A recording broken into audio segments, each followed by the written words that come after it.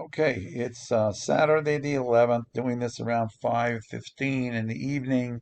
Again, asking kindly if you would like to donate to help keep this page open and free and at least cut some of my costs back a little bit on this. I would appreciate it. I'm not, funded by anything, and I'm an army of one, so I put a lot of time into this. And today's video is really going to be an eye opener, so I hope you watch the whole thing because it's really got some stuff that's going to happen in about 10 days or so. I'm showing you this map. This is the storm that overachieved to the north. I mean, there was places up in northeastern PA that got the snow that I said they'd get, even though it really wasn't predicted. But all these storms always overachieving to the north this winter. So that always has to play into what your thoughts are when you're looking at a forecast. So this moves out, and then except for squalls off the lakes, we're pretty much precipitation free. I mean, you got a little bit of squall action, especially right along the lakes. You can see up here, right along the lakes, and you can still see it kind of fills in the gaps a little bit, but it's again the Laurel Highlands and northwestern PA and a little bit up in the Poconos to expect during the week. But again, back to the pressure map here. We got to move this out. I said around the 20, 21st, 22nd. The week of the 20th is what my idea was for another storm. And as you can see, there's nothing on there. But then here comes the early morning hours on the 21st, Tuesday, and there's a low pressure system off the coast. There's a secondary one that's going to form back there. This one comes up, and then you got a second one that is a little closer to the coast up here. That's not very strong, but that one deepens as it moves and then moves away. And if you can see the map that's on here, it actually deepens pretty much out to there. And then you got this high pressure system coming in with some of the coldest air that you're going to see in Pennsylvania. So I just want to get back to the storm. Now, this is snow, including the squall action you're going to get this week and into it. And then here's the coastal storm. Now, remember, these things are just catching on and it overachieves more as you go north. So I expect this will fill in down here to more snow. Let's see if we can narrow this down.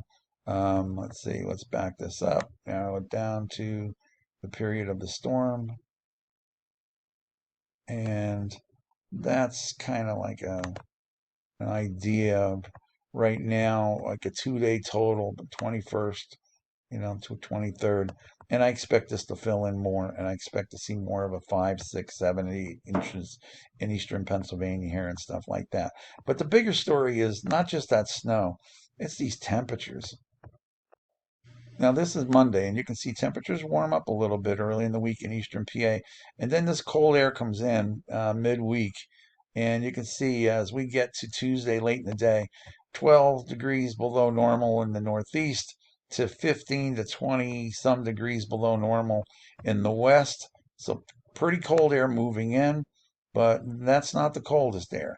You can see it warms up a little bit, but the cold air keeps being reinforced. Now, this is around Thursday. You can still see 10, 15, 20 degrees below normal. And we have a little bit of warmth that comes in over the weekend, just ahead of that other storm. And then a cold front comes down, and that's where the storm will latch on to. You can see temperatures off the lakes up here 25, 30 degrees below normal. And then as that storm, you can see it, the warmth out here is because the storm's going by. Once that goes by, um, all hell breaks loose. You got snow on the ground in eastern PA. That's why I think there's going to be more than just a few inches over here. But you can see temperatures 35 below normal out here in West Virginia, 25, 26 below normal out by Pittsburgh. Here's Philadelphia, 26.6 below normal, 27.5 in Jersey, 27.9 in Allentown. That's just brutal cold. Let's see if I can translate this into um, numbers. Okay, so let me move this out just a hair. I want to show you just how far south this is going to go. This is Tuesday morning, pretty chilly, teens and single digits across Pennsylvania. Same thing you go into Wednesday. Now you can see this cold air moving east, but it gets again, it's going to get tied up with a little bit of warmth trying to come up, but still temperatures below freezing. And you can see all the way down here, the North Florida temperatures are in the 30s in the morning hours. But you got to watch this thing drop down from the north. It's attempting right there on the 20th, but that's when your low pressure system is off the coast and it's snowing. So it kind of is going to get pushed a little north. You can see the storm right in here, okay, off to Virginia here. That's where we want it. And it's going to throw snow back in eastern PA, Jersey, Delaware. And then when that storm goes by, you're going to see these temperatures. Look at it. These light blues are all below zero temperatures. The morning of the 23rd, and it just comes crashing down. I mean, this is the morning of the 25th. 14 below zero out by Pittsburgh. Temperatures down in Florida are in the 20s. This below temperatures goes all the way into North Georgia, North Carolina, all the way up. I mean, this is brutally cold temperatures dropping down. And this is, like I said, this takes you out to Sunday, the 26th, and you still got nighttime lows below zero.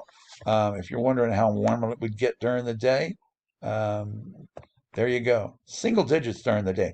That's the coldest air that I've seen in years coming across. And these are daytime highs. One, two. Here's Pittsburgh, one.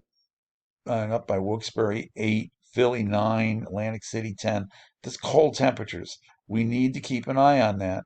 You need to plan for that. Cold. What happens after this?